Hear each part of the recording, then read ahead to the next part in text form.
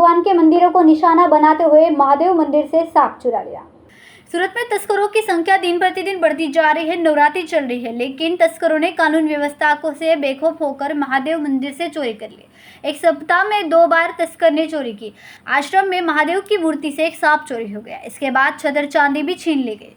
रामनगर के नीलकंठ महादेव मंदिर में दिन में चोरी की घटना सामने आई है। चोरी की पूरी वारदात सीसीटीवी में कैद हो गई है।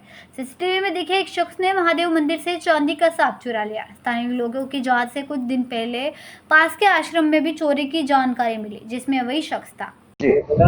मारू नाम सुरेश कुमार भगवानदास माधवाणी, રહેવાસી रामनगर।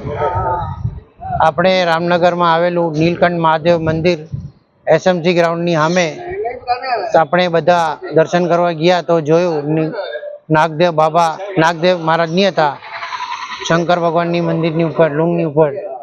તો અમે લોકોએ આ વિડીયો અમે ગ્રુપમાં ફેર્યું અને અમારું રામનગર ગ્રુપ છે એમાં ફેર્યું તો એક મેસેજ આવ્યું કે ટેવરામ આશ્રમમાંથી 4 દિવસ પહેલા કોઈ આજ ભાઈ ચોરી કરી ગયો છે છત્ર। આપણે આ વિડીયો જોયા પરાયો પછી પોલીસને ફરિયાદ કરી કે ભાઈ આ માણસ જલ્દીથી જલ્દી પકડાય, બીજા મંદિરોમાં ચોરી ન થાય। ઓમ શ્રી સતનામ સાખી। संवाददाता कैलाश कुमावत, BHP न्यूज, सूरत।